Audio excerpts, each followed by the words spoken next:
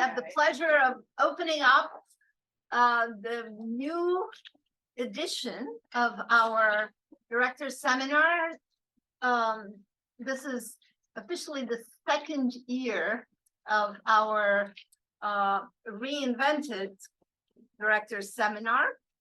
And we're starting with a bang. We had 75 people registered yesterday, and if it weren't for the weather, which apparently is inspiring with Russian propaganda, we would have had a much bigger audience. But it's amazing to have so many people despite the bad weather and on a Friday afternoon. So welcome. And before I introduce our speaker today, I want to say a few words about the Director's Seminar.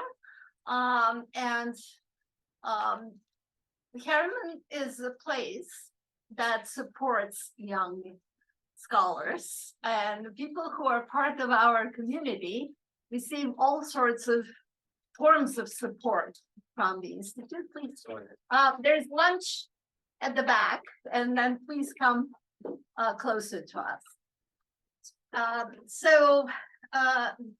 When I resurrected the Director's Seminar last year, the idea was to introduce the work of young colleagues to our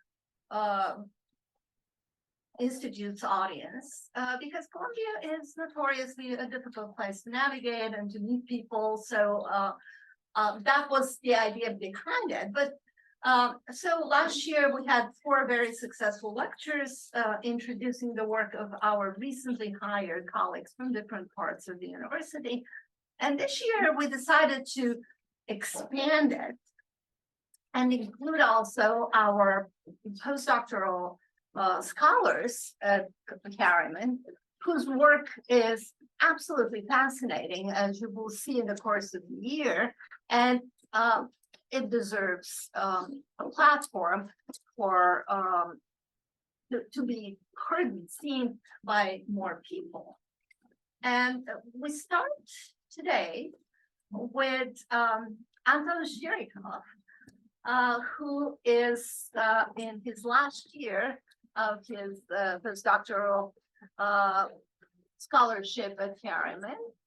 Last year, he received position at the University of Kansas, but he chose to defer for 1 year and continue working on his book, Propaganda and Doubt: How Citizens Resist State-Sponsored Misinformation. And it is not only focused on Russia, but also places like Kazakhstan and the former Soviet sphere.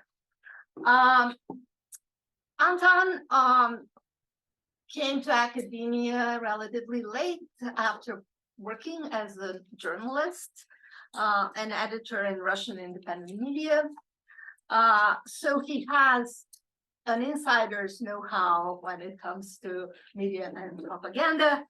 And then he completed a PhD in political science at the University of Wisconsin-Madison in 2022 before coming to the Kremlin. He has been a commentator and analyst for such prestigious publications like Washington Post, the Financial Times, US Today, and the PBS NewsHour. And we will have the pleasure today to hear his talk, provocatively titled, but I will leave it to Anton to announce the title. And we are so delighted to have you present at the Director's Seminar. It's a personal pleasure for me. By the way, for the newcomers, there is food behind. Don't be shy. You can eat and listen. It is a very informal forum where we practice to remember that we are a family. So, Anton, please give a round of applause to our guest. Thank you so much, Valentina, for inviting me. It's really an honor, and it's a pleasure to be here, and just in general to be a part of the Kremlin family. I'm also really glad that you all came here today. When I woke up, looked out of the window and I thought, well, maybe I'll just not go. Yeah, so I'm really glad you're here. I'm going to talk about some insights from the book project I'm working on, and this project builds on my research in Russia, which is mainly survey research I've done in the past several years, and I'm doing another survey right now. I actually woke up today to learn there's some issue with the survey, and so instead of preparing for the talk, I had to quickly fix things. This book also relies on my experience as a journalist that Valentina mentioned. Although I think in some ways I'm trying to kind of push back against myself as a journalist, against my thinking about these issues as a journalist. So yeah, it's kind of an interesting process. Basically, the main question that I'm trying to answer is how Russian propaganda actually works, and why do Russians trust it so often, or seem to trust it so often. And I want to start with something that shocked many people a year ago when Russia started its full-scale invasion of Ukraine. Now, we saw numerous news reports talking about how Ukrainians reached out to their Russian relatives, Russian family members, and tried to explain them what's going on, try to share their suffering, their horror from Russian army bombing their cities.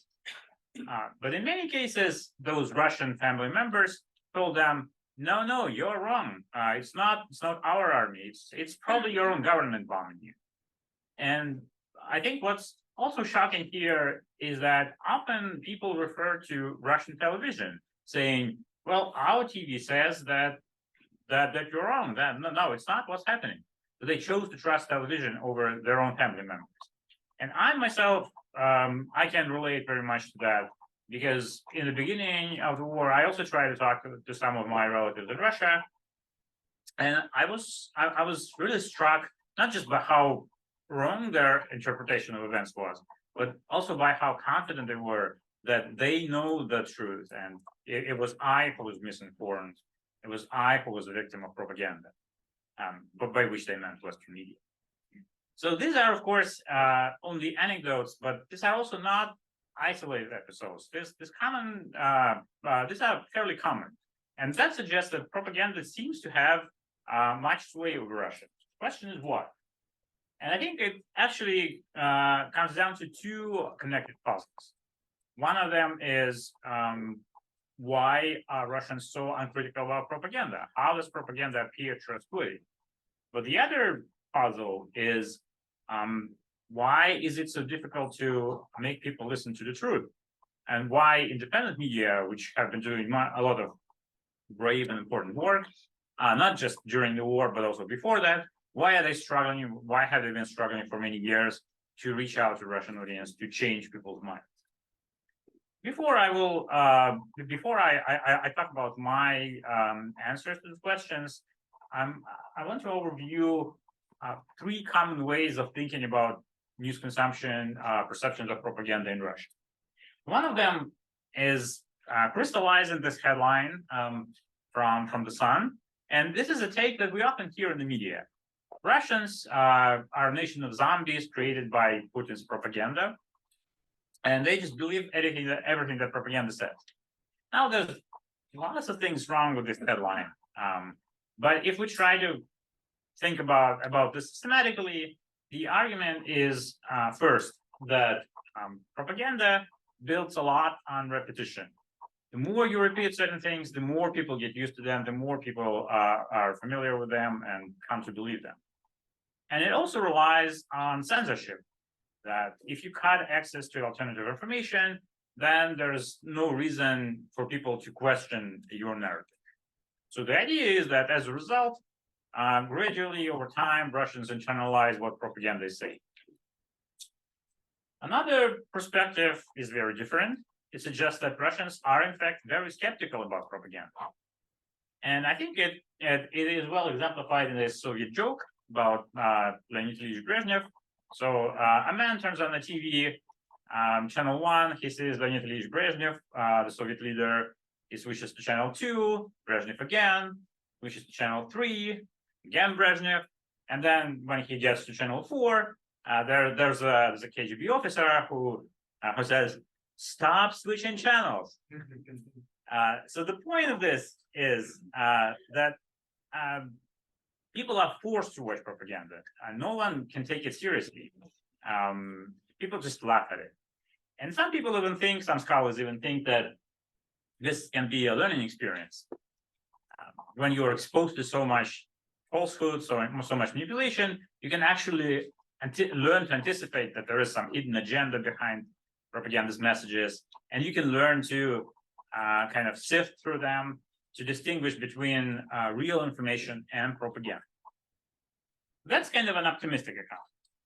Another perspective, which is related but more pessimistic, suggests that yes, it is difficult to force certain narratives, certain ideas on people to make them believe something, but propaganda understands it, and because propaganda understands it, it doesn't even try to make people believe in what the Kremlin wants. Rather, it just tries to confuse them and undermine the very idea of truth. As some of these headlines say, after a week of Russian propaganda, I was questioning everything. And I think I heard that from people. When you listen, when you see how confident it is, you start thinking, well, maybe there is some truth to it, but maybe not. But anyway, the idea is kind of postmodern here, as okay, you don't believe us, but we'll make it so that you don't believe anyone else. And this also relies on this notion that it's actually hard work to try to decipher propaganda, to try to distinguish what is true, what is false. As a result, some scholars think Russians may not believe propaganda really, but they don't trust anything else either. They're just skeptical about everything, and this means that they just lost essentially. They give up to trying to learn the truth. They don't know the truth, and they kind of are resigned to not knowing it at all. So I think these three accounts, which are fairly common, provide some useful insights, especially I think on some slices of the Russian audience. So they do describe, I think, some processes that actually are happening. But I also think there are a couple of important things that are missing from this account. And first of all, is that they focus, this is a very state-centric perspective. I mean, all of them essentially, because essentially it's about how the state shapes how people behave, how people respond to propaganda. But as a result, what it means is that this accounts, they essentially deny agency, they deny choice on the part of citizens. And there is choice. There are independent media in Russia even right now. It's not that hard to get to know this alternative information. Moreover, I think what these studies and these scholars ignore is the decades of research in political communication, which suggests that a lot of what we think about the news, a lot of our news consumption is filtered through our pre-existing views, our pre-existing identities, and that shapes how we deal with the news often. There is recent important work on Russia that applies this lens to trying to explain support for Putin. It's work by people like Graham Robertson, Sam Green, which emphasizes how important it is for many people in Russia to have a connection with the regime, to feel a sense of national community, to feel a sense of belonging, and that Putin was able to provide that sense. So I essentially apply a similar lens to the analysis of how propaganda works. And when I say propaganda, just a disclaimer, I mostly talk about state media in Russia, although in principle, a lot of what I'm saying, I think, can apply to other forms of propaganda, for example, to social media. So let me just first tell you a little bit about what I think is propaganda is doing, and then I will talk about how people respond to that. So my starting point is that it's often quite difficult to make people believe something, especially if it's not consistent with what they already believe, their existing views. So to be received well, propaganda, first of all, needs to understand what kind of stories, emotions, ideas, narratives people care about, and what people already believe, what people want to hear. In Russia, this is just an example, of course, one of these big narratives that's important to a lot of people is about World War II and about the understanding of Russia as a heroic, victorious nation.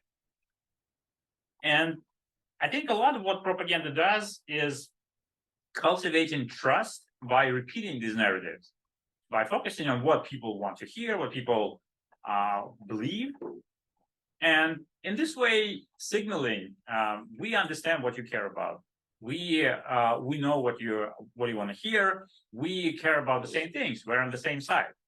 And as a result, many people come to find state media as fairly reasonable, normal media outlets. Moreover, many start to associate these outlets with this pleasing, comforting narrative.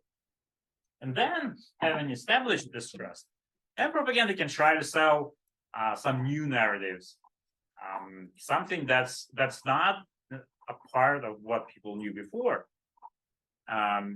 Although I would say that in many cases, it still has to be something that could realistically fit with the pre-existing views. And just to give you some examples of how propaganda emphasizes this sort of affinity, this connection, this being on the same side. If you look at Russian news broadcasts, one common theme is how superior Russia is over other countries, other people, and often it's about how other countries, people in other countries admit it. They admit that Russia is great, Russian army is strong, everyone is interested in what we're doing. The other part of it is that Russians are being treated unjustly. They're discriminated against, usually by the West. And this is unfair. We should do something about it. And going back to superiority, another part of these arguments is about how weak, how corrupt, how pathetic Russia's opponents are. And again, this is usually about the West. If you watch Vesti, which is Russia's primetime news, like every other broadcast has some mockery of Joe Biden. Joe Biden got lost. Joe Biden made a weird face. Joe Biden fell asleep. They especially like to say something like, and then he went somewhere, if that's supposed to mean something. But and the other part of it is, again, kind of glorifying Russia, thinking about often Soviet achievements, especially World War II, because again, almost any day you can find some sort of anniversary related to World War II, and state television just loves it. But they also love things like sports, literature, and Soviet Union was a great power that achieved a lot, and in terms of sports and other areas. So there's a lot to build on. And the point of these narratives is often to invoke pride, to invoke sense of confidence, but also sometimes anger. And it is very similar to what partisan media in other countries do. So, and I think, in fact, Russian television, other Russian state media have adopted this strategy pretty successfully. I want to highlight that the point of all this messaging is not to create some new understanding. It is about maintaining the connection that people already have, and the connection between them, between the public and the regime. And this is why I call this type of propaganda or model of propaganda affirmation propaganda, because it is about affirming people's beliefs, affirming identities, and validating their concerns. And an important part of it is that Kremlin's propaganda doesn't speak to everyone. It speaks to people who are already invested in the regime and wants to keep them invested.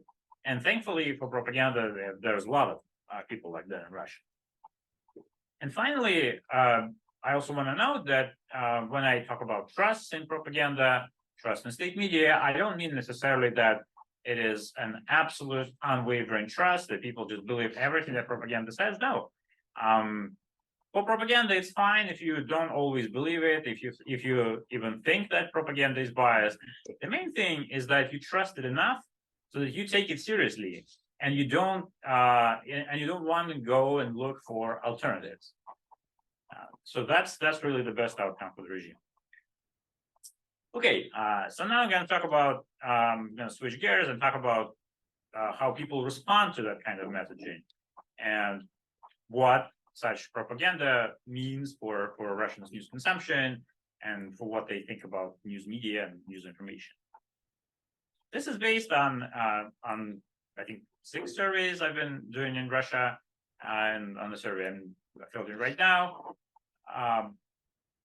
There's been different samples of Russians, different formats. Today I will talk mostly about 2 online surveys I did in 2020, but I can talk more about other surveys and about the sampling, other details if you're interested in Q&A. So in these surveys, I was interested in 3 main things.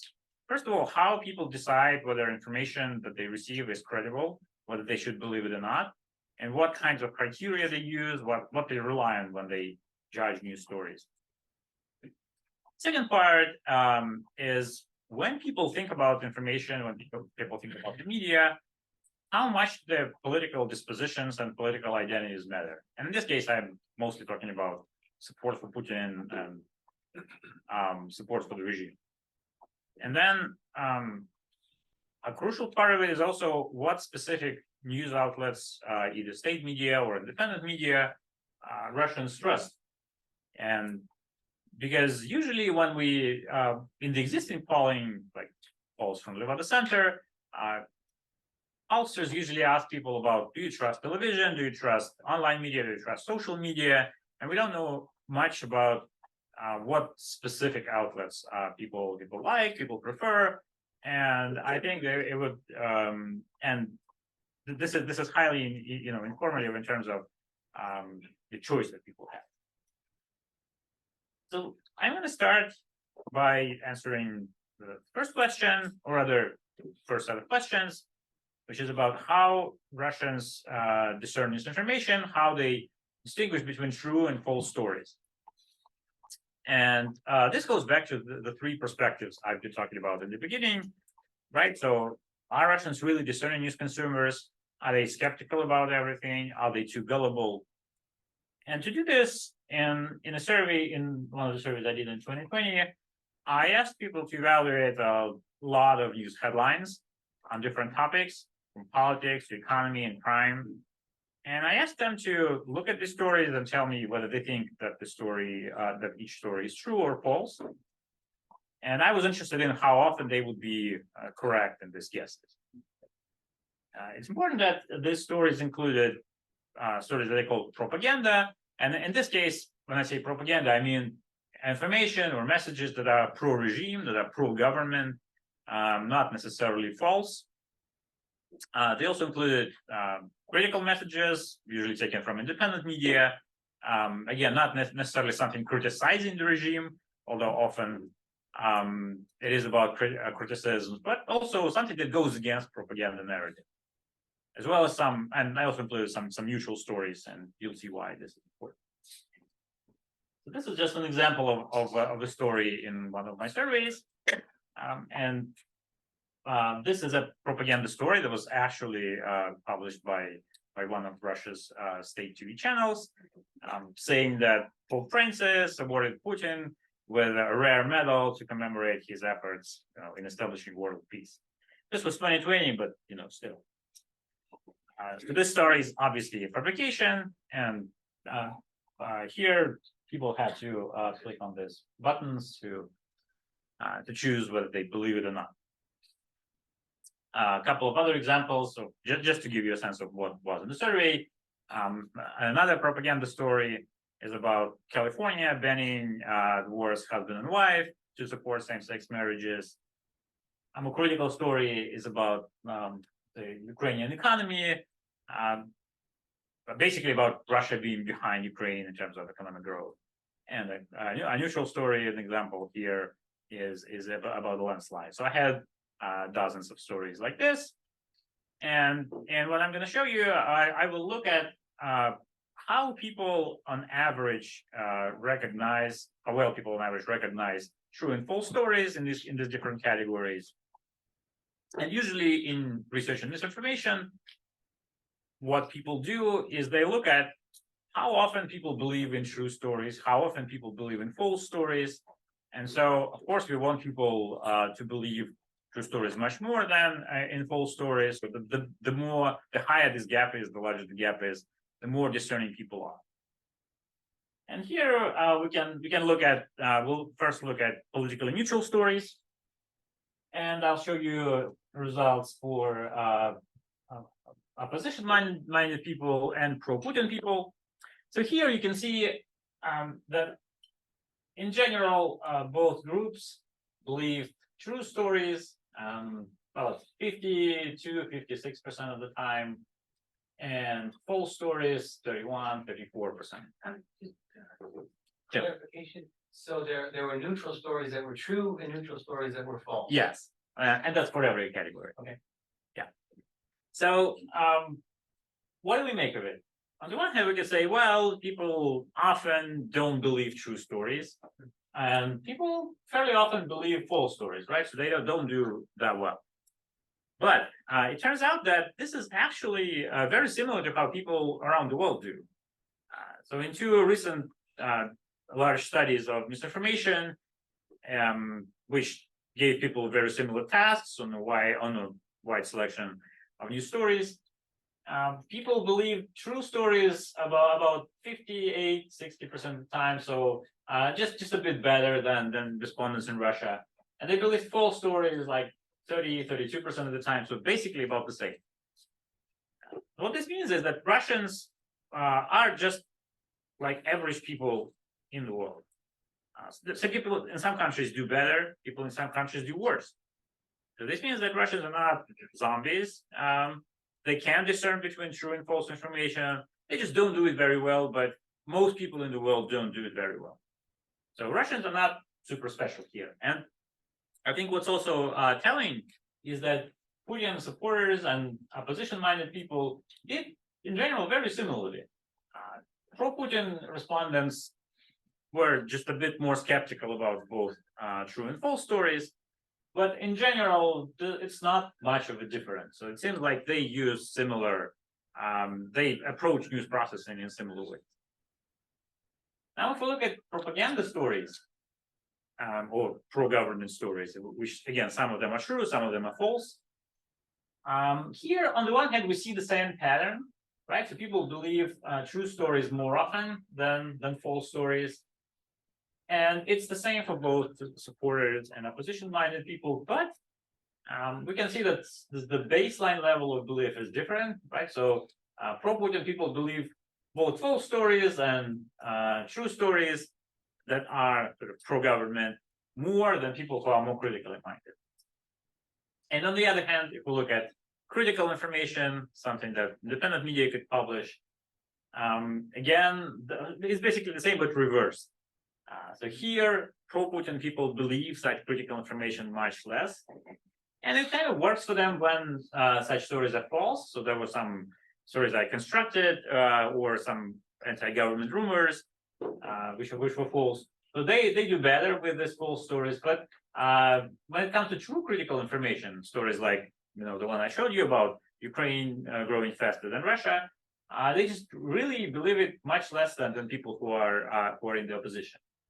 And what's also interesting, I think, is that if you look at true pro-government information, then 67% of supporters believe it, but As for true critical information, only 40%. So like a lot less. And what this tells us is that people in Russia, again, do make sense of news stories. It's just that they do it often in line with their political preferences. And this is actually often how people in other countries, partisans or semi-partisans in other countries do. So again, in that sense, I would say that Russians are not very different. They are not very special. Now, I want to move on from this to how people think about the media in general. And here we will, I don't think it will be a surprise to you that we will see something similar. We will see partisan disagreements about the media, which in a way stem from how people think about the underlying news information. So here, I want to show you results from my other survey, which was done again in 2020 on a representative sample of Russian internet users. And in this survey, I asked people about what outlets they trust. So here I will show you. There were lots of different outlets in the study that people could name, but I will show you just some selected ones. So I selected 4 independent media, which some of you might know: Novaya Gazeta, Echo Moscow, Rain, and Meduza. Some of them are not. Some of them are not operating right now, but this was in 2020, so that they were easily available then. And then for state media outlets, 2 of them were news agencies, TASS and RIA, and then Channel 1 and Russia 1. These are the main TV channels, the most popular channels, and also the main instruments of propaganda. What I'm going to show you is the proportion of people who said, yes, I trust this channel. And I'm going to show it to you split by age, and again, I will explain why this is important. So we'll see first with independent media. A very small proportion of people said that they trusted either of these outlets. It's usually just less than 10%, and even if we count everyone who named any independent outlet, any of these 4 or a dozen of others. Is it distrust, or do they just not know? They Um, know what TV Rain is. Exactly. So I would say that maybe half of those who do not say that they trust these outlets don't know about this media, but a lot of people don't know about state media either, as it turns out, except for main TV channel. But many people who distrusted these outlets actually know about them. And I have some additional analysis where I show that it doesn't really matter if you for trust in state media, trust in propaganda, doesn't really matter if you know independent media or not. But that's kind of a tangent. So the main takeaway here is that in general, less than 20% or around 20% of people said that they trusted any independent outlet. But now if we look at state media, we can see there's really a lot of trust compared to independent media. So the 2 state TV channels, Channel 1, Russia 1, or Russia 24, it's kind of basically the same thing. These are the 2 most trusted news outlets in Russia in general. The news agencies like TASS and RIA are less trusted, but still more than any of the independent outlets. And again, if we count everyone who trusted at least one state outlet, again, not just these 4, but many others, so it's almost, or it's around 80%. So it's basically not everyone, but very close to that. And I think there are a couple of things that also stand out here. One is that this is not a survey of the general population; it's a survey of internet users. Even people who are online, even among those people, most people trust state media, and a lot of people trust state television and learn news from state television. And the other is, I told you about about age. So you can see there are some differences by age, but they're not that dramatic.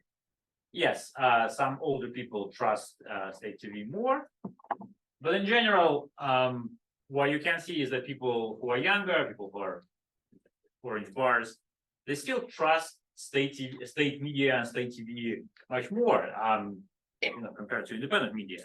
So this really goes against this conventional wisdom that propaganda has sway over older people who consume news offline. No, it's basically everyone.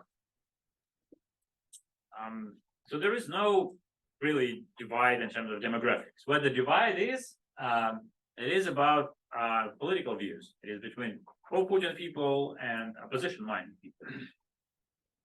So if we look at independent media, we can see that basically no Putin supporters say this is, it's almost zero, say that they trust this media. So if almost all the trust in these outlets comes from people who are opposition minded.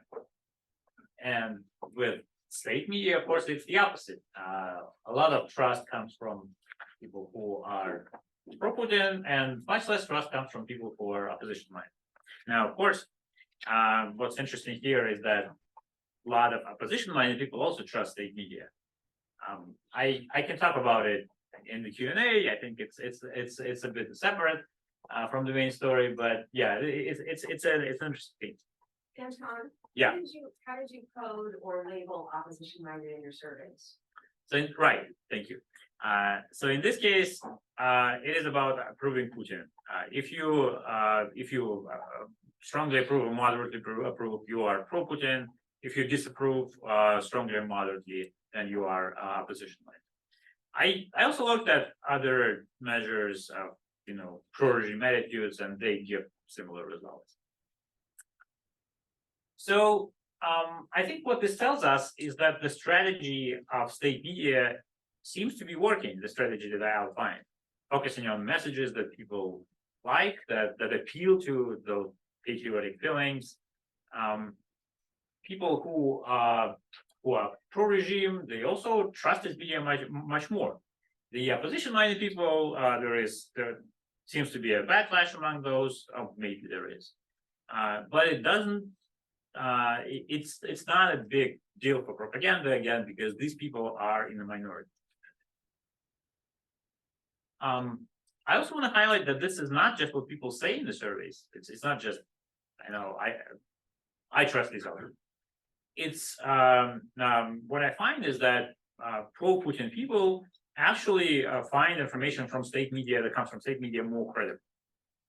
So how do I know? I did an experiment in the survey where I asked people to look at different kinds of news stories. I randomly switched news sources in the stories that they saw. So going back to this example, here at the top you can see a logo of a state channel, Russia 24. Some people saw this story with this logo and this outlet, but some people saw the same story with a logo of some independent outlet, let's say Medusa. So everything else about the stories was the same, but the sources changed. And so I was interested in how much that would change belief in the story.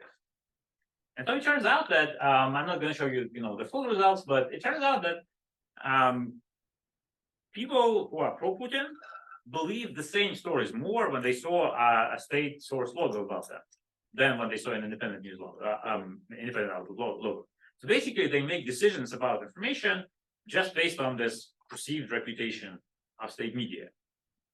And also, when I asked them about why did you find this story truthful or credible, many people referred to sources, and they talked about state outlets as reputable, authoritative, trustworthy.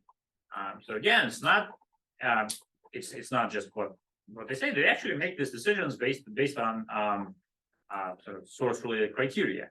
And this suggests again that the strategy that state media uses is working.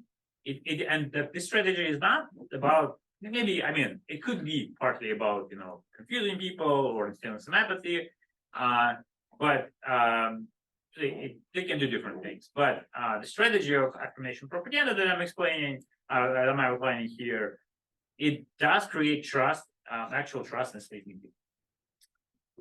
Okay, so I think a lot of people are interested in this question. What is happening today? Do people still trust propaganda? Have things changed?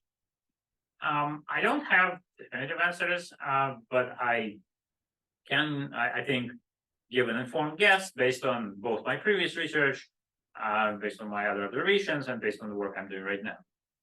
So, on the one hand, it might seem that a lot of things have changed. There is independent media are basically outlawed today. Propaganda has become even more unhinged and bloodthirsty. It just went into overdrive.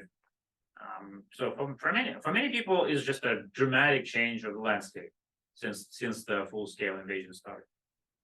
But if we dig a bit deeper, we can see that in many ways it's very similar to what we saw before the war, before the full-scale invasion. If you look at broadcasts, and I did watch state news broadcasts a lot recently, yes, they are doing this in a more aggressive way, but basically they emphasize the same themes I showed you, using the same template, speaking to the same kind of people. In terms of media choice, again, even though many independent outlets are banned, you can still reach. You can still easily get news from Medusa, from TV Rain, on YouTube, on Telegram. There's even, I've learned that there is a semi-independent news channel called RTVI, which is surprisingly not banned in Russia. And it's not super critical, but it does provide a lot of information about the war, and it's rather objective. Most importantly, I think I've been looking at surveys that I did before the invasion. One survey I did right before it in February 22, and one survey I'm doing right now. And I see that the proportion of people who trust state media, independent media, who use these media outlets is very stable. It's almost like nothing's changed for the Russian public. And I think this suggests that there's even if some people start doubting propaganda, this trust is going away very slowly. And the reason, or one of the reasons why it's going down slowly, if it's going down, is that propaganda has been doing all this work that I told you about for many years. It has been building trust. It's almost like they knew that something like that would happen, but they would need to sell something really outrageous to the public. Even though I don't think they were actually preparing for the war. I think it's just part of the natural strategy that you adopted as part of the media.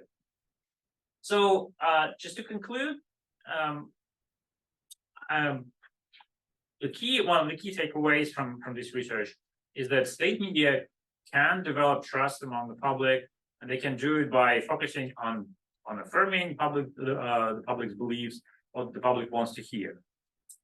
And despite some activists or scholars saying that it's all about the media environment, it's all about censorship.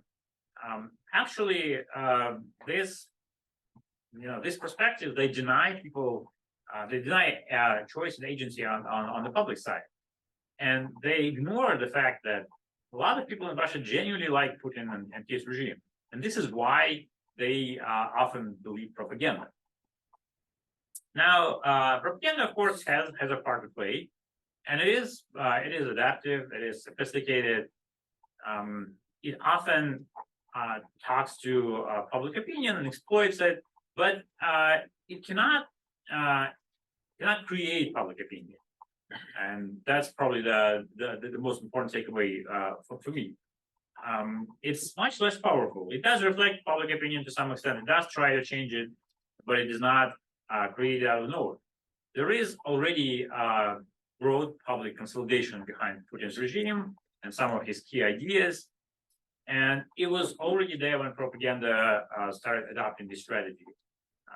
So propaganda used this consolidation rather than create it, having created it, and it is used as big media are used to maintain it, but not create it out of nowhere. So, and this is this could be an optimistic conclusion, or this could be a pessimistic conclusion, depending on how you think of it. So, yeah, I'm going to stop here. Thank you.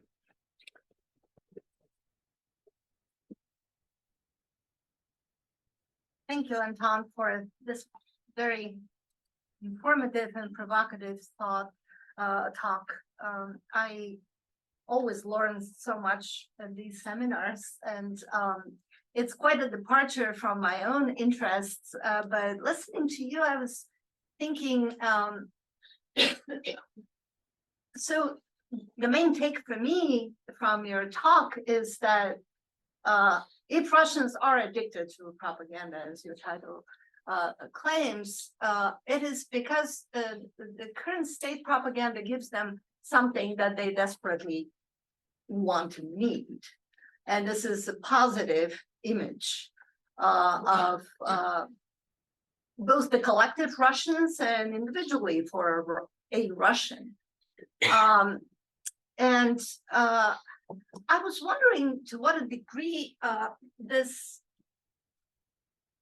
a media campaign that targets or delivers precisely what the public needs is not only a segment of a much larger strategy that involves other forms of cultural providing of these positive images through education, through museum work, through monuments, through literature and cultural programming broadly defined. So do you have insights about this larger picture in which your very important component is perhaps the core? Yeah, I think this is definitely part of a broader sort of effort that Putin's regime is undertaking. I think the media is. I honestly haven't studied Russian textbooks or other kinds of cultural work that the regime is doing very systematically, and it seems to me that sometimes they work, sometimes they don't work. The media, I think, is probably on the more successful side of the spectrum, and it's partly because Russian media professionals, I wouldn't call them journalists, they are very effective people, effective professionals, and they learn from the best, in the West, elsewhere, and in other spheres, like education. I think it's much less effective because, and it's also because it's a huge system. I think it does. I think they do try to promote similar things, and especially right now, we hear lots of things about what's happening after the full-scale invasion started. We hear about these lessons on patriotism in schools. We hear about trying to make school students, force them to create some supplies for soldiers, and it's also sold to them as part of this patriotic war. So I think, yeah, I think this is a part of the strategy, but maybe a more flexible and more immediately successful part. But I'm not sure. Maybe in the long term, actually, education will turn out to be an effective effort as well. But we'll see. I was struck by your data that young people seem to be even more skeptical toward independent news outlets than older people. Any take on that? I mean, some. In case of Medusa, for example, Medusa caters to more the younger audiences, and we can see that younger people, in this case, younger people trust it more than people who are old. But I think I think a part of it is that sort of traditional Russian independent media, like Novaya Gazeta, Echo of Moscow, these media outlets, they speak to people who are fairly mature, and they talk about topics that this kind of older Democrats, liberals care about, like political prisoners, and I think that it's also possibly about the formats that they use. I think they're less appealing to younger audiences. So yeah, I think it's a combination of both.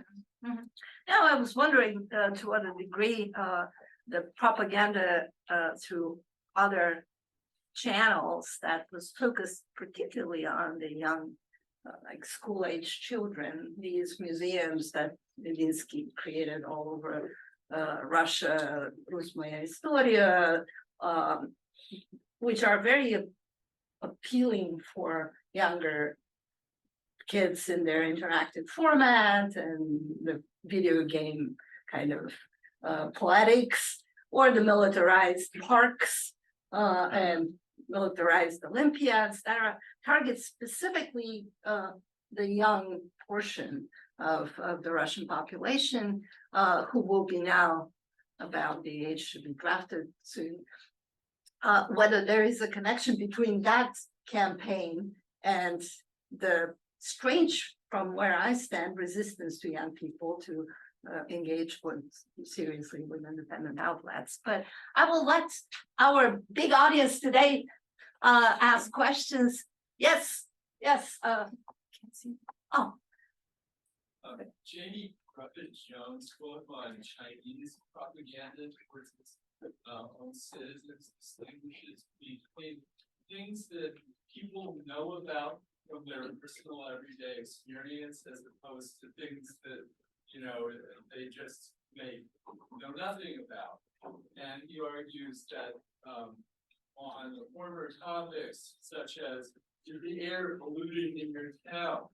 Or is there gender violence, in your town? The propaganda does not try to deny the existence of the problem. And so they accommodate in that way.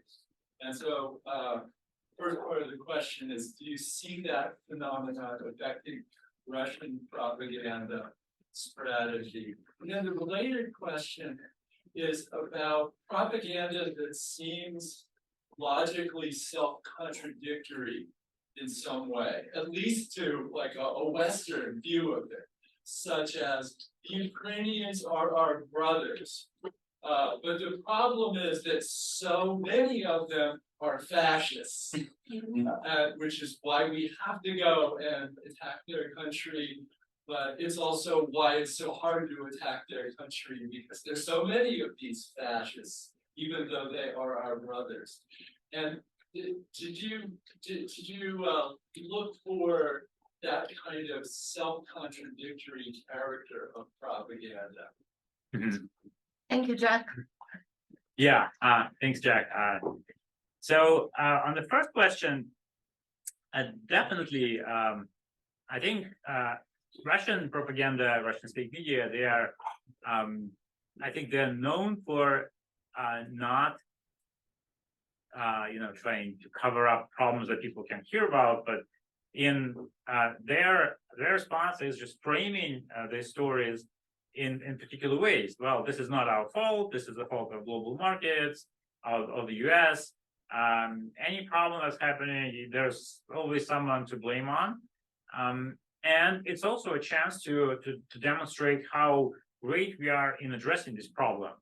Look, yeah, everyone has this problem. Like if you have forest fires, well, look, there are forest fires in Hawaii and elsewhere, but there people are doing really badly. They do not, then, people in Hawaii are just angry at Joe Biden, but in Russia, we're doing great. We're dealing with this, and everyone's happy. That's kind of a typical answer to this problem, to this kind of issues that emerge. And often, I think it's really interesting is that if you look at the coverage of state outlets and some independent media, there's often a lot of overlap. The difference is not so much about the set of topics, but more about the frame. As for the other question on contradictory propaganda, I think this is something I struggle with often. Like, what does it mean to say all these different things all at once? I think sometimes it is there are nuances here, because like when you talk about Nazis, they usually talk about Western Ukrainians, and when they talk about brothers, they talk about Eastern Ukrainians. It's not always clear, but I think there are nuances like this here. On the other hand, I think it could be part of the strategy of trying to appeal to lots of different people in this big Putin coalition, pro-Putin coalition. Some people wouldn't believe that Ukrainians are Nazis. Some people would. So for some people, this argument about Nazis is more appealing. For some people, you have to emphasize more that this is a brotherly nation, and we have to be friends. It's just that some bad people are in the way. So, but yeah, I don't have a definitive answer to that. I think it's a big puzzle. Yes. Okay, thanks for sharing. Actually, I really feel the same as I'm Chinese now, and I really feel this is a true situation as what is happening now in the Russia and also in China. So I'm very scared that the same situation will happen again, or if there is a war between the Taiwan and China. So I'm just wondering what I can do, or the Chinese people can do to change the situation, because we really face the risk of arrest or reported to the government. And my second question is about, if you think is there a term to change the situation, like the development of the mobile applications or online platforms to change the situation? Thank you. Thank you. Yeah, well, I mean, honestly, my view on this is I'm not saying anything about China, I think, but as for Russia, my view is generally quite pessimistic. I don't think there's much we can do to change. We have in Russia independent journalists who have been working for decades trying to get information to Russians, but most Russians just didn't care. And I think I experienced it myself when I was a journalist, unfortunately, many times. And I think even, having online media, having mobile, having applications, in your phones, people still go for what they prefer, and a lot of people prefer pro-government content or even just no political content at all, just entertainment. So, unfortunately, I think, what makes it even harder is that, of course, it's not just about people's own choice; it's also about government censorship, about partly forced exposure to propaganda. So it's a combination of what the government does and what people want. So I think the only thing I think that can change is, or rather, the only situation in which this can change is that this fundamental relationship between the public and the regime breaks down. And in that case, we will see. I think in that case, we can see very rapidly that people just drop propaganda, just stop listening. But until that happens, I don't think there's much we can do. Yes, please. Thank you very much for the presentation. I did have a question in terms of how this propaganda spreads throughout Russia, being the largest country on earth. I'm really curious if it's mainly located in St. Petersburg, in Moscow, or because I'm trying to reconciliate how a person in Moscow might be digesting the information compared to someone in Siberia, right? Like, is it the same amount, the same quantity? I'm very curious about how it spreads out. Yeah, I think usually, most of propaganda that I've been studying, and most of propaganda that's being produced is produced centrally in Moscow. I think it's St. Petersburg to some extent, but most media are concentrated in Moscow. And Russia, since the Soviet times, has this very wide television coverage across all the country. So it's fairly easy, to spread these kinds of messages. This is not to say that people respond to them in the same way, because I think, of course, in the regions, especially farther from Moscow, from European part of Russia, it's possible that people care less about these narratives, and they have this, hate or distrust towards Moscow in general. I still think it works generally in the same way. Maybe just depending on the region, there is a variation in how much you believe it. But and I think also, I think the problem is that there are some independent media in the regions, or there were at least before this recent round of censorship. But they have even fewer resources than independent media in Moscow, so they can't do much. I know that there were some respected local outlets that people turn to for local news, for political news sometimes. But I think they still can't really compete with this machine of propaganda. Thank you. Thank you. I apologize for coming in late, so I don't know if this panel has covered it.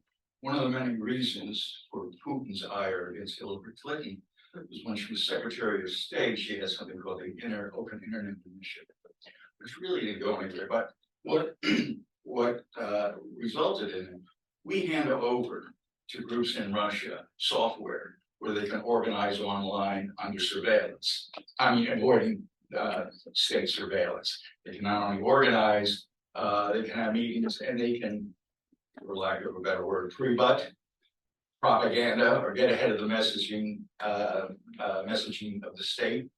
My only question is, do you hear of it? Is it having an impact? Does it come up in any report?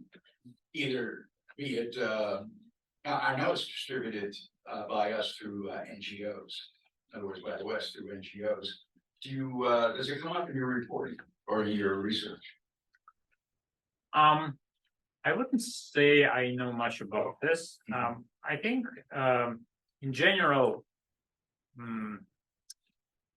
mean, I think there are kind of two aspects here. One is that pro-Western or Western support NGOs were fairly successful until a certain point in Russia, but still, I think they, because of the, because of having this broad pro-Putin consensus, I don't think they appeal to many people. I think same as with independent media.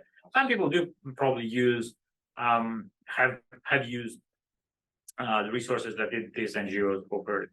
Right now, it's of course much harder because basically every Western NGO is outlawed, and there's many of them are just been designated extremists or foreign agents. So I think it might be helpful to those people in the opposition who wanted to organize, but not to the broader population. That's my sense. Yes. I have two questions. The first one is, you mentioned of the people that you surveyed, they were internet users, and it's pretty straightforward. I just don't know. Is there a proxy in Russia that prevents internet users in Russia from accessing like Western media? Like, I can't imagine even if they saw something like on the intercept, they might believe it, but could they access that without a VPN? And then the second question I have is, I noticed on your slide how often Russians trust particular state or independent outlets. Pretty pervasively, the least trusting of independent outlets and the most trusting of trusted state media was the age group 35 to 44. And I was just wondering if you could expound on maybe why that is, that specific age group. Yeah. I think Western media are still accessible in Russia. It's more that they block Russian independent media, but I don't think they can block New York Times or CNN. Although I think it depends on where you work, or if like you work in a state company or in some sort of organization that's they could be like, you probably cannot access some websites from when you work, but in general, yeah, I think you can just go to Western media. Lots of people don't read in English, of course. As for the other question, for the group of 35, 44, I don't know. I feel like this is just I don't have a good answer why this group in particular is more prone to state media. I think in general, I would say still that older people are more prone to state media. Maybe it just depends on the specific outlet. But I think it's just a sort of a modal group of the Russian population, like a typical subset. But I don't have a better explanation. Yes, please. Thank you for your presentation. I have two questions. One is concerning, you mentioned the argument of co-construction by Green and Robertson. I was wondering if you saw, and also that Russians don't trust Ukrainian family members about what happened to the war, in the war. Do you have insights on that? Because propaganda obviously also not only happens through the TV, but also mouth-to-mouth tellings. If people tend to trust their neighbor in their block, house block, more than their Ukrainian family members, and how that contributes to political co-construction. And the second question would be, what implications your insights have for media literacy, concerning maybe mistakes that, or things that have not been done in the past when the country was relatively open in the 90s, and for future implications when there might be a Russia where free media is accessible again. I think you're right with respect to co-construction that, and or at least I think that's part of Green and Robertson argument that it's about having some community, and often what they say is that the media that people use, media people trust, are part of this kind of communication dialogue within the community. So people watch state TV not just because they like it, but also because people around them like state TV. So I think that is true, and it's not just the neighborhood people. It's also churches. People go to church and they hear similar things from the priests, and they do trust them. So that's definitely part of what propaganda is doing. And I think propaganda is also created often in a way that prompts people to discuss it with others. So I think you're absolutely right about this. And as for media literacy, what's interesting is I tried a little bit of that in one of the surveys I did. I gave people a list of recommendations, like just a common suggestions on common advice that what the people use when teach others to recognize false news, like pay attention to the source, or check in other sources, or like look for weird dates or something like that. And it didn't have much of an impact, honestly. And I think in some ways it could even have backfired, because there's this classic advice: rely on source reputation, check in other alternative sources. But in this situation, of course, if you check alternatives, if you just Google things, or not Google, but use Yandex in Russia, you will most likely encounter the reporting of other state media. So they would corroborate the lies that some media tell.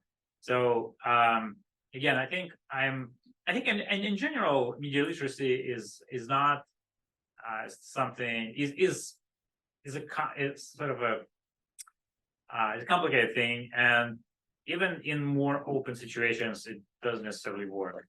Like how many times we try to teach people about 2020 election, right? Whatever, how much fact checking you do, it still doesn't seem to help much. This does help a little, but not much. And in this setting, of course, it's even harder because you can't actually talk to Russians. It's hard to reach out to them. I think in the future, ideally, of course, I think the only thing is where it could work is through education, but then you have to have control over the education system. Lots of people, yes. Okay. Hi, thank you so much for this presentation. I've learned a lot. I wanted to take you up on your offer to expand on the opposition-minded Russians still trusting state media. And then my second question sort of related, there's still some opposition-minded Russians that trust independent media. You shared your pessimistic views about, the survival of independent media, but if you could touch on, what the future of independent media looks like as one of the only options, as the only alternative to consuming propaganda, especially now, since you did your research in 2020, a lot of these independent media, Project, Medusa, either their editors or their operations are in exile. So what that looks like for. Yeah, I think the reason that lots of people who are in that position still trust state media is, I think there are one key reason is that if you are in a position, it doesn't mean that you like the reporting of independent media, because this reporting is often liberal, pro-Western. It focuses on things like, human rights, activism, LGBTQ, support for marginalized communities. And a lot of people who are anti-Putin also don't like a lot of these things. So I think that contributes to this trust in state media and distrust in independent media.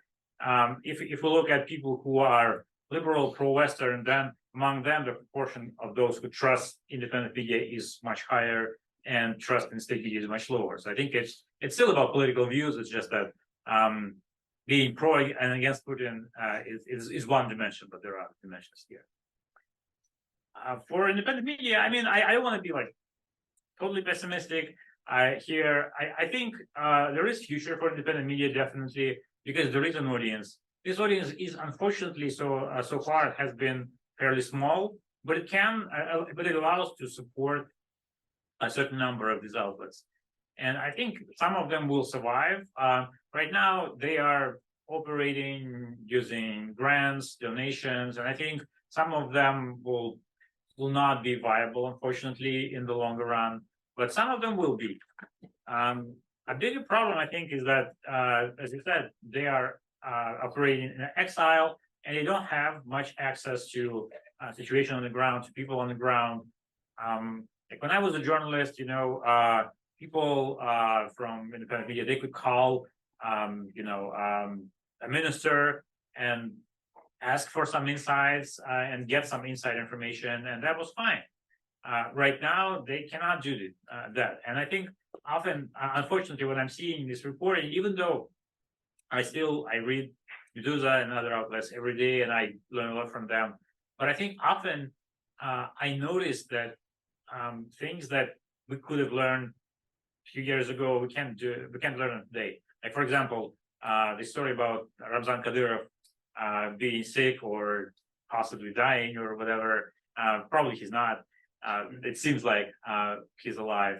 But I was struck by the inability of independent journalists to verify this, to tell us something, because like 6 years ago, I'm 100% sure there would be a report telling what exactly happened. Right now, no, because they don't have sources on the ground. They can do this reporting on the ground. So that's a problem, and I think that means that we will have less and less quality information about Russia if this situation continues. If I might jump in, because it is a legitimate concern for us and a desire to support these independent outlets as a form of not giving the state media just vacating the battlefield and letting them win the information war without a struggle. But listening to you, I sense that you're skeptical in the in the effectiveness of the attempts of organizations like ICARIM to support independent journalists. Is that so? Is there an effective way in which we can help improve the situation? I think maintaining them is absolutely something we should do, because even if they have less access to sources, even if they can't produce as much reporting as before, they can still produce quite a bit. And without this media, we wouldn't get, we wouldn't learn about a lot of what's happening in Russia. Even, I mean, given the amount of effort and resources that Western media spend on Russia and the specific areas that they focus on, I think Russian media are absolutely crucial. It's just that I remember the saying that I don't think we can have many of them, and I don't think we should kind of rely on them in the sense that they will change a lot of Russians' minds. Right. But I think we definitely need them, and we definitely need to support them. Yeah. Thank you. Yes. Thank you so much, so very much for the fascinating talk. I have a question about the way because there were pre-existing beliefs. I was just wondering what you mean by that, because the examples that you had, they were about the memory of World War II and the opposition with the West, and they kind of remind very much about the trajectories of the Soviet propaganda. And I was wondering if you see political technology in recycling specific narratives of Soviet propaganda they are at play, and whether we can actually think about them as just effective feelings of the population, and whether we need to account for the way they were shaped and constructed by the earlier versions of propaganda. Yeah, I think the Soviet notions, the Soviet ideas are definitely still alive, and propaganda today keeps them alive. But also people themselves, and I mean, I think it's part of it, because not some of these pre-existing views and beliefs I've been talking about. Some are post-Soviet, some have Soviet origins, and I think this is something that's in general that's fluid, right? So it's not that you are born with certain views, right, and you just have them for the rest of your life. No, you can change your views gradually, and like for example, what I mean, I think, is before Crimea, the pre-existing belief that was very common in Russian society was that, well, the West is trying to split Ukraine from us. The West is trying to manipulate Ukraine. Then they started gradually adding more and more on that there are Nazis and all that. And I think among a large number of people in Russia, it is now a pre-existing view that there are Nazis in Ukraine and that the Ukrainian government is supporting Nazis. So these are things that I think you can change in the long run. You just can't change them quickly. You can't change them in a year or in a month. You need many years to change them. That's what I meant. And I think, but kind of going back to the question about the Soviet propaganda, I don't think there's like a specific technology of using Soviet narratives and Soviet ideas, but it's just that people who work for propaganda, they know a lot about that, and there are archives they can probably look, and they also, I feel like a lot of people in Russia just remember things that they've learned from Soviet media, and propaganda can build on that. Press. Tim. First of all, this is great. This is really good. It's going to make my lecture in my class on information and propaganda so much easier. So I really appreciate that. I had a question about like the context and how that interacts with propaganda, because on one hand, like propaganda works until it doesn't work, right? Like the Soviet case, they invested so much in propaganda, and at the end, they couldn't, everything they said, even the true things, people were so skeptical that they didn't believe them. So I guess my question is, when the economy is doing well, does propaganda work better? When it's doing badly, does it work less well? Or, how does like the context interact with propaganda, beyond, the demographics and, the content, but just, what do we know about that? I think the context is important. I think it's important in two ways. On the one hand, of course, there are just basic mechanisms of approval. Like approval depends on the economy. It depends on whether your, neighborhood is doing okay. So that shapes how propaganda should respond to that, because they should somehow respond to that. If you don't hear a response, then then you feel kind of left out. There's work by Henry Chapman, for example, that says, well, just by telling people that they are included, you can kind of increase the approval. Like if you are telling them, well, Putin is aware of problems and he's trying to solve them, even if the problems are not solved, still that kind of helps his approval. So, and I think propaganda has to do the same thing. It has to respond to the context. But the other thing is that the context, if it's not kind of a short-term thing, like if it's a short-lived crisis, like a few months, and then everything goes back to normal, then it's fine. But if it's a long crisis, then it can affect this underlying relationship between the regime and the public, and that would kind of undermine the effectiveness of propaganda as well. Yeah. Yes, Elise? Thanks, Antoine, this is really fascinating research, thank you, and very depressing. And the data, the way, the story you're kind of telling is a very Putin story, and I just wanted to ask you, how you think about the apathetic kind of approach or the apathetic narrative that a lot of Russians are apathetic, and I have just a specific question about the survey.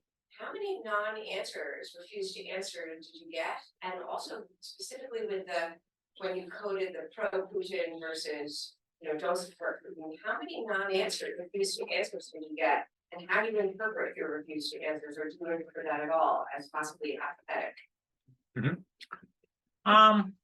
Yes, I'll start from the end. So most people, I think, well, not like 100%, but the overwhelming majority were okay with sharing whether they are supporting Putin or not. I think now it would probably be different. But actually, I'll see in the survey I'm doing right now, maybe it is different. I would say that I'm not, since it's a fairly small group, I didn't make any substantive statements about them. But I think from what I've seen, people who just didn't talk about their approval, they may be rather disapproving. They just don't want to talk about it. But again, it's not take this as kind of a definitive statement. It's just my guess. As for the kind of broader question about the apathetic attitude, I mean, I think a lot of people are maybe not necessarily apathetic, but kind of indifferent to what's going on, and they really try to stay indifferent. They try to block this information that's coming in about the war, about Ukrainian attacks on Russian territory, about Russian attacks. I don't think it means that they are politically absolutely neutral, though. I think they are still, most of these people, I think they are still sympathetic to the regime. It's just that they don't have like a strong connection to the regime, strong sympathy. But I think they still would prefer the current regime rather than, I don't know, Navalny taking over or liberal opposition taking over. So I think this is kind of acquiescence, tacit support, but not a complete apathy. That's my. Yes, Highland. Oh, great. As always, thank you so much for such an illuminating presentation. So interesting. Very related question and kind of a methods related, broadly methodological based. Do you see, are you encountering any issues with doing these surveys in a post-February 2022 world?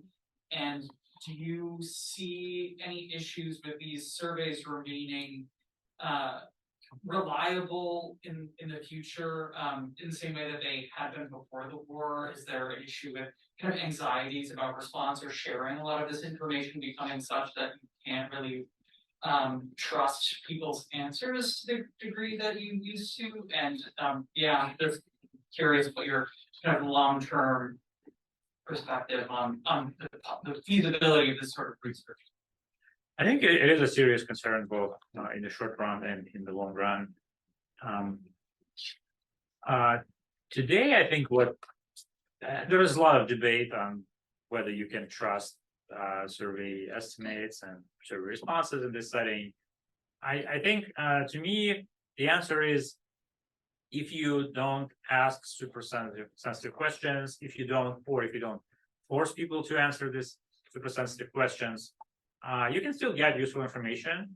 And I'm not going to go into detail what I'm doing right now. It's kind of a long story, but we're trying not to hinge too much on, do you support the war? Are you pro-Putin? This is not the main thing. It's more like about what media you consume, how do you learn information, what do you think about that information? But I think going forward, if the situation, if the war doesn't stop, if this censorship, if oppression doesn't stop, then I think it's going to be harder and harder to do that, especially as right now we still have some companies that are willing to work with Russians, but of course some could be banned, some will just stop working with Russians. Either, like, for example, we tried to fill the survey through the Russian platform in the spring. We did the first wave, but then they just blocked us, and so we spent several months finding an alternative. Of course, that's going to be harder. So there is a question of research ethics, of course, like how. But again, I think that comes back to don't ask very sensitive questions, don't force people to do that. I think as of now, it's still fairly safe for people to complete the surveys, but you have to think about it, and you have to think about situations where your respondents are. We have time for 2 more questions. I see 2 hands or 3. Yes. Thank you. Yes, excellent presentation. I was wondering if you've learned anything about the role of Americans in Russian television, personalities such as John Mark Dougan, Mike Golden, and even Tara Reid, and where they appear, what effect they have, and whether they have any significant influence. So Americans, do you mean American media personalities or Americans? Well, there are Americans who moved to Moscow and are presented to bolster the Russian position on Russian television. Well, this is, I think, a common template for Russian media, just using sometimes fake Americans, sometimes real Americans who are immigrated to Russia. And sometimes they use them, as you know, to demonstrate, well, look how stupid they are. They just ask them to say very extreme things. Sometimes they use them to show, for example, that actually not every American is against us. There are actually lots of Americans who understand that we are strong, we will prevail, and things like that. So I think they've been using them. I'm not sure how effective that is, honestly, because I think I'm not sure how much that impresses the public, but they are still trying to exploit some American persons. Yeah. And you have been asking that you. I was really interested in the presentation. I know you focus principally on the kind of the media as a channel for getting across propaganda, and I was interested in as sort of an alternative source in terms of religion, going back to the origins of propaganda itself, I guess, and the role of the kind of the Orthodox Church and spokespeople in terms of, you talked about the kind of the importance of sort of trust and credibility and influence of the source of the information. So coming from the kind of the church institutions and leaders, can you talk a little bit about the role that they play in kind of conveying the way that things like the war in Ukraine are interpreted, and the relationship with the state regime? Yeah, I mean, yeah, I'm not a scholar of religion. Just this disclaimer. So what I say is just my observations. But I think the church is becoming more and more like a propaganda machine on its own, and it's both the local priests that basically just convey the Kremlin's line and in different terms, different ways to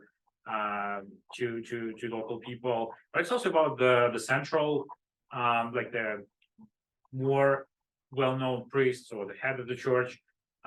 These people are just, often what they do is just really propaganda and nothing else. Like, for example, they've recently acknowledged that pacifism is inconsistent with the doctrine of the Russian Orthodox Church. And this is a really big thing for a church to say. Yeah, I think it works not necessarily in tandem with the media, but often pursuing similar goals. Okay, one more question. We have 1 minute. Thanks. Just to, I'd like if you could talk a little bit about the distribution of propaganda, where it comes from versus traditional media versus social media. If there's any distinction between somebody that viewed propaganda coming through on a TV show versus multiple posts on Telegram or VK or something. If there's any kind of significance to effort to see those posted multiple times, versus somebody that's just viewing on modern media. Mm-hmm. I mean, there are lots of things here. So of course, social media kind of augment what traditional media are doing. For many people in Russia, traditional media, I think, are still the primary source, but there is a growing group of people who learn news primarily from Telegram, from YouTube, and sometimes it's just essentially the same content that comes from state TV, just recycled. Sometimes it's something that presents itself as an alternative, like this Voyenkori, who present an alternative view to the official line, but it's still, pro-regime, pro-war, pro-state.